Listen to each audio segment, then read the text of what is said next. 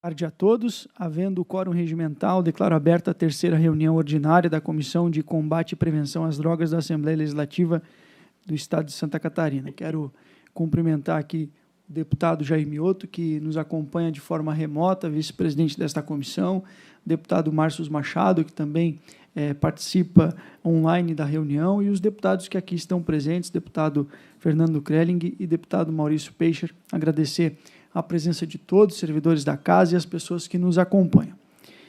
Dando início à pauta, submeto à discussão a ata da segunda reunião ordinária da primeira sessão legislativa da 20ª legislatura, já distribuídas previamente aos senhores deputados, membros desta comissão.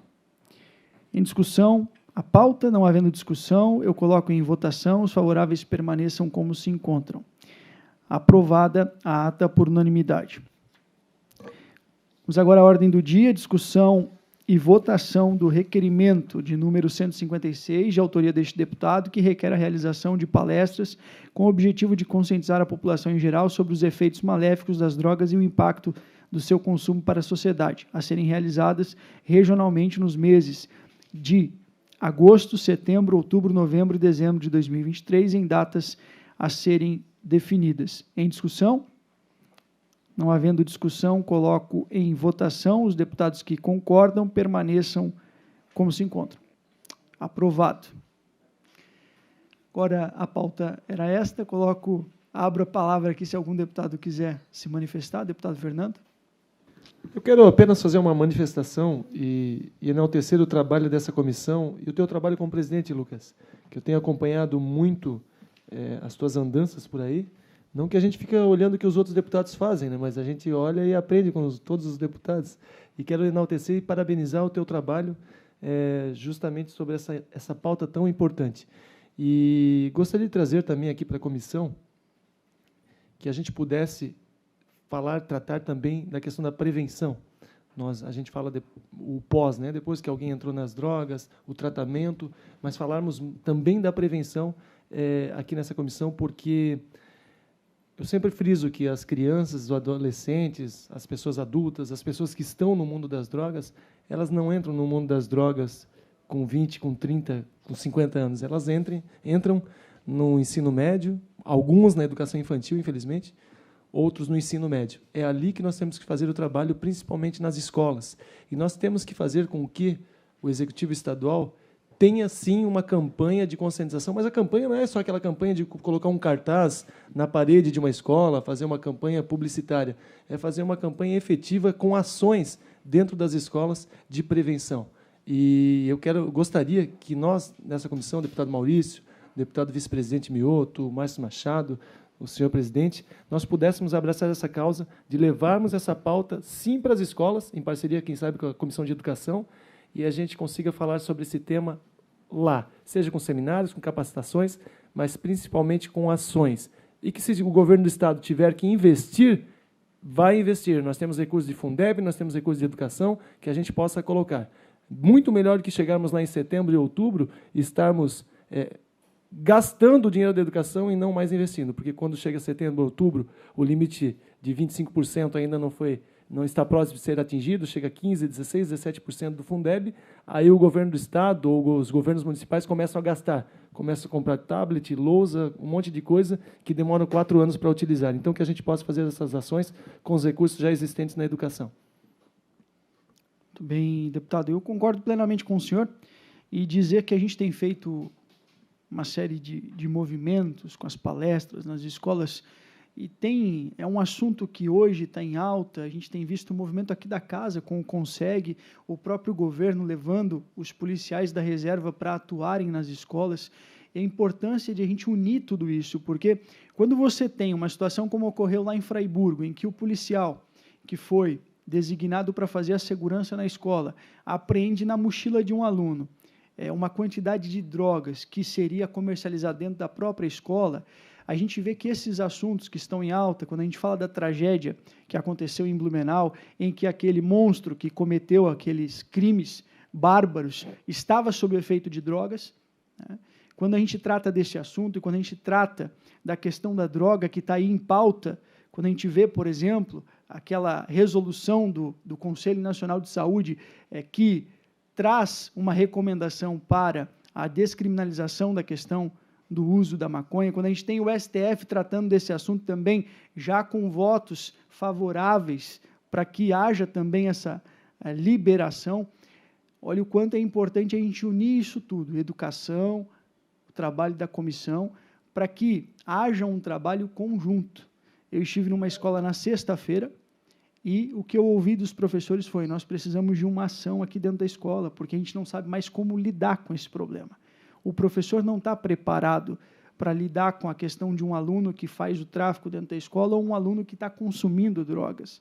Os professores estão, inclusive, desamparados nisso. Então, a gente precisa de ações conjuntas, e o senhor pontuou muito bem, questão da educação, a própria segurança pública, de forma unificada e de forma transversal, que a gente consiga ter ações e medidas, deputado Maurício, que possibilitem que a gente afaste esse mal de dentro das escolas, porque é ali que a droga entra na vida de muitas pessoas. 70%, isso são estatísticas, 70% das pessoas que consomem droga, especialmente a maconha, passaram a fazer o uso dela ainda na adolescência. Então, existe uma raiz desse problema, e a gente precisa agir nesse sentido. Por isso que esse requerimento que nós votamos hoje, aprovamos aqui, ele vem nesse sentido, de trabalhar a questão da prevenção. Existe o tratamento, existem as comunidades que fazem o acolhimento dessas pessoas e fazem isso muito bem feito, mas eu sempre friso o que o senhor, e aqui endosso suas palavras, de que a gente precisa agir na raiz desse problema, que é um problema de saúde pública não do Brasil, onde nós temos aproximadamente 30 milhões de pessoas impactadas pelo consumo de drogas, mas é um problema mundial, e é um problema que precisa ser enfrentado, é um problema de saúde pública.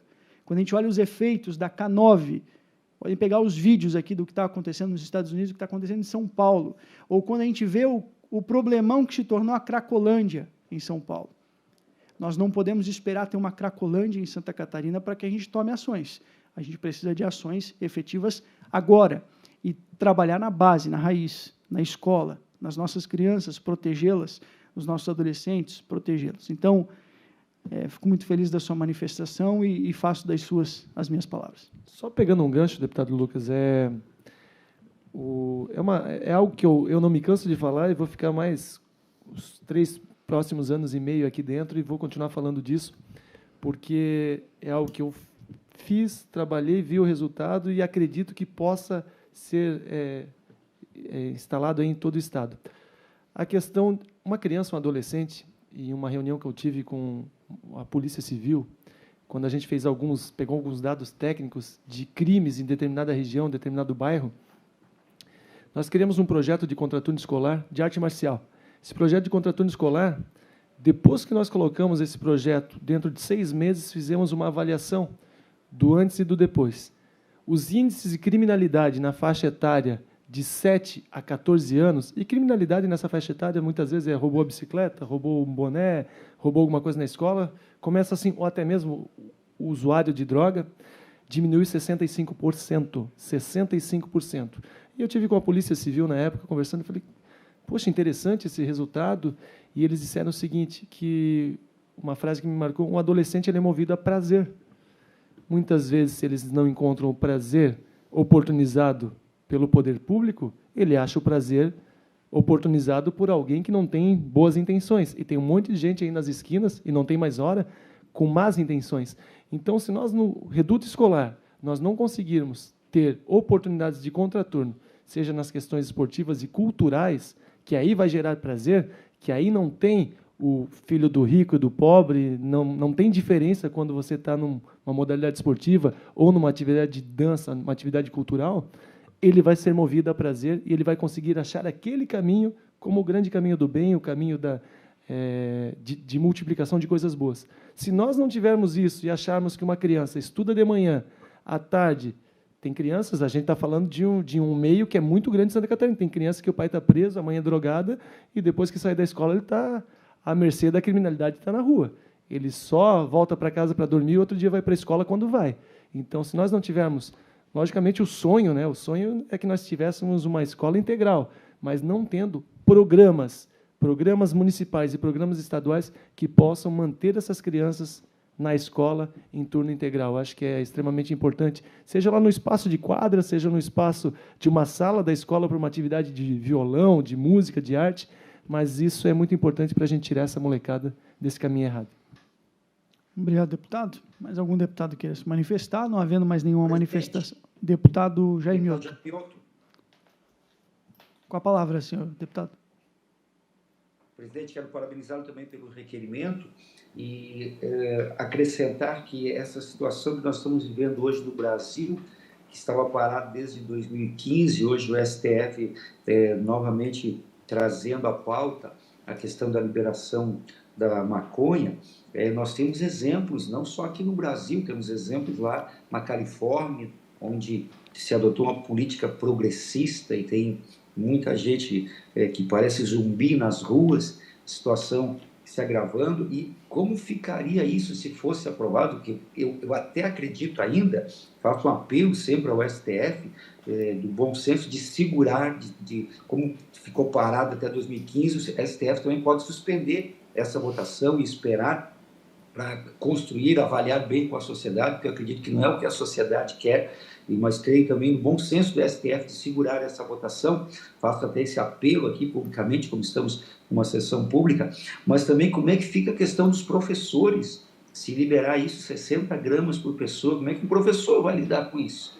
A questão dos policiais, a questão também da saúde, dos postos de saúde, dos atendimentos, então, questão da família. Então, eu creio que todo e qualquer esforço é importante para nós juntos combatermos a disseminação das drogas. E muito bem falou o deputado Fernando Crelin, tem opções, né? Nós trouxemos para as crianças, né, educação, trouxemos esporte, trouxemos a inserção social, nós vamos afastá-los com certeza das drogas. Obrigado, senhor presidente. Obrigado, deputado Jair Mioto. Não havendo mais nenhuma manifestação e não havendo mais assuntos a serem tratados, agradeço a presença de todos e declaro encerrada a presente reunião.